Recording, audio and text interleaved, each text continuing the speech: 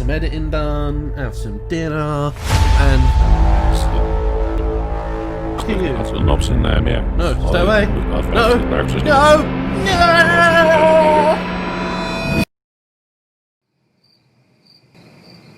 A little bad for my elbow today. Thanks, guys!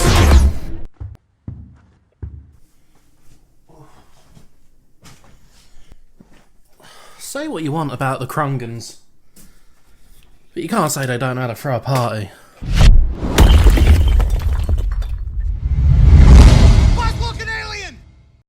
Ever since modern human reared its head 200,000 years ago, all we've done is search for answers to some of life's greatest questions. From back in caveman times asking where the wind comes from, to the early philanthropists of ancient Rome and Greece asking what the meaning of life is, all the way up to now where I can't help but wonder if Chris Chan genuinely believes he's caught up in some kind of multi-dimensional conspiracy event.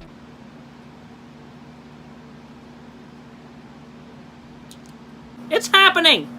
It's happening! Believe! And speaking of conspiracies, have you ever heard of aliens? Aliens have been recorded in human history for hundreds of thousands of years from different peoples all around the globe. But talking about aliens and UFO sightings usually leads to a negative stigma and labelling you as a whack job. But most believers don't hear all these negative comments over the sound of aluminium foil being folded into some dope-ass hats. But the mythos behind aliens have been a great inclusion into media across the board, from books to movies, making sci-fi a truly wondrous place to tread. Star Wars, Star Trek, Guardians of the Galaxy, Hitchhiker's Guide to the Galaxy, all massively beloved, all about aliens or alien contact. Alien fuck! And one piece of beloved media spawned back on the 10th of September 1993 was The X-Files, a conspiracy theorist wettish stream of fictional media representation. Starring David Duchovny and Gillian Anderson as Fox Mulder and Dana Scully, they are two FBI agents who investigate and poke around into anything that even has the tiniest scent of alien hijinks. Now admittedly, I've only ever seen like 5 episodes over a span of 27 years, so I'm not even slightly clued in on the characters, the plots and the story arcs outside of Mulder and Scully chasing UFOs. But in my brief research before playing the game and writing this script, I did come to one conclusion. X-Files looks rad as shit, and I am definitely going to be watching it after I get done with this video. But like most rad as shit games from back in the day, they made a video game out of the X-Files. Following in the same vein as games like Ripper, Phantasmagoria, or Sewer Shark, some bright spark back in 1998 decided to turn the X-Files into an FMV point-and-click game. We open up to a short FMV featuring Skolder and Mully as they break and enter into a derelict warehouse on the Seattle shoreline. Apparently the owner really didn't appreciate this and sent his boys in to flush him out. Then the classic intro from the show plays, and we're at the title menu. Now I know I haven't talked about things like title menus and option menus in previous videos, but this one was quite interesting. Not the menu itself, but one of its options. This game has something called artificial intuition, which when I played this like 15 years ago, I wasn't even aware of. And what this is essentially is a hint button. If you get stuck or you're lazy and just want to fly through the game, you can activate this option to either tell you what to do next, or it will do it for you. This option actually came around after developers realised the visual clarity of this game wasn't at its greatest at point. Due to some of the areas being too dark and that the level of detail on some sprites and screens are kinda lame, here we have what is essentially easy mode. In this game, we play as Agent Craig Wilmore, a Seattle-based FBI agent tasked with tracking down Mulder and Scully as requested by their boss from the show, Agent Skinner. And through a combination of sleuthing, shooting and puzzle solving, we make our way through our own personal conspiracy as Craig pieces together what happened in that warehouse and why. This game is a super basic point and click adventure puzzle game that uses full motion video instead of something like 2D sprites or 3D models. One thing I did notice when I first gained control was that my pointer was always recentering as soon as I let go of the joystick. And that's because you're actually meant to control the pointer with the D-pad and finagle your way across the screen, but this can lead to frustration at times as you try and tap the direction you need just enough for the cursor to land on an item you want to look at, where most of the time it will overshoot. The inventory is brought up with a button push and navigated with left and right to browse, and X to use or inspect depending on the item. Interactable items have one of several icons that flash on screen to let you know what action you can take in the environment, such as an eye to inspect an item, a mouth to talk, and force lightning to use things.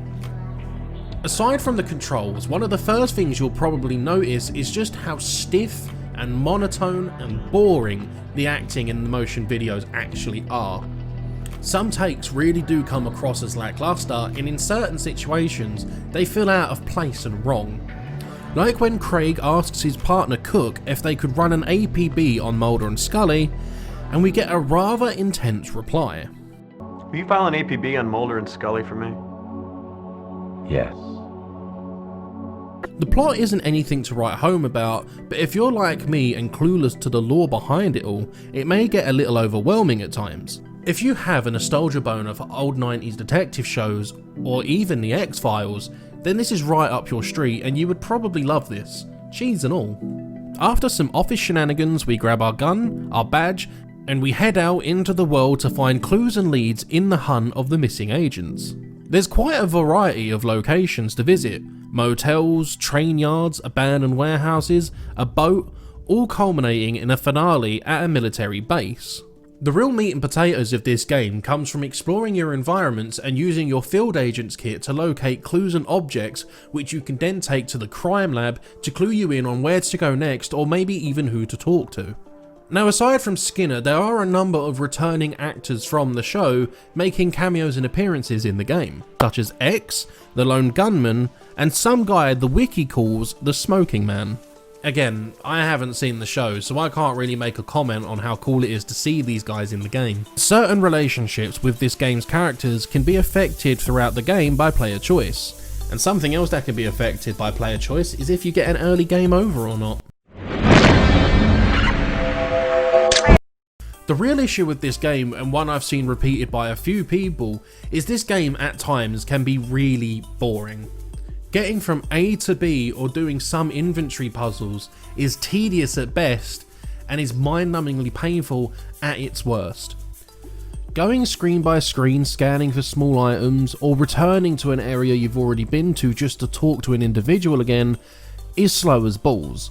And if you aren't using a guide and you're lost and walking in circles, the transitions and time it takes to navigate between the screens starts to feel like some kind of inhumane torture experiment. Couple that with a small handful of shooting gallery sections and few to no actual puzzles, all you really have here is dialogue and walking with cutscenes in between. And there's also a few instances where you can soft lock the game just by saving. Fortunately, this only ever happened to me once. Unfortunately, it happened to me right at the end of the game during the final sequence. I saved the game after killing a specific character without knowing he was needed alive for the final sequence. And through not having psychic vision, this then put me in a death loop which I just couldn't escape from.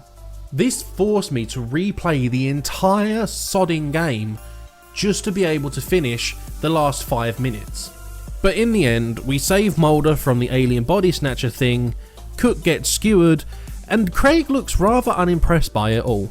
Unlike certain other FMV games that came before it, like Phantasmagoria 1 and 2 or Johnny Mnemonic, the X-Files actually did quite well critically and commercially.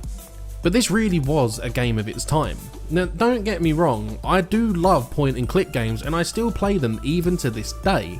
I think it's fair to say that my memories of this game had a nice little rose tint to them, because I played this when I was fairly young.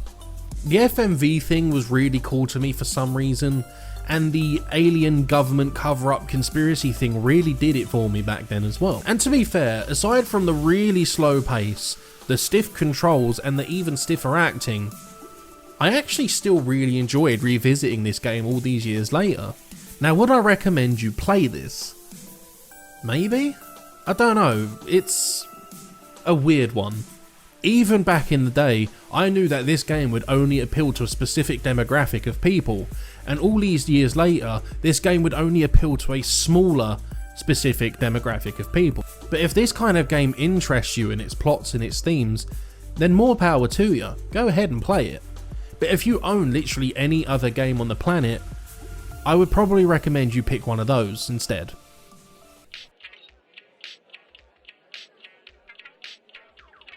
Hello, and welcome to the end of the video. If you've made it this far, thank you so much for watching. I really do appreciate you taking the time out of your life to watch me make a prat of myself. Now, like I said in the Bugs Bunny video, this game was actually one of a few viewer requests I had received to review a game, and this one came specifically from a friend of mine called Jordan. Jordan was actually the one who lent me this game all those years ago, and it's one of the real standout memories we share, because even after all these years later, the game, even before reviewing this, kept popping up in conversation. And even though I'd already played this game and made some decent progress into it, that was 17 years ago.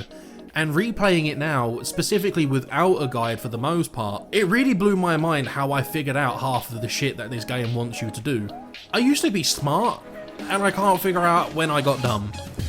But I've still got 2 more requested videos to get through in between trying to make the Alien Isolation Let's Play a thing as well. But enough chinwag from me. Thank you again for watching, and I'll see you guys in the next video. Bye!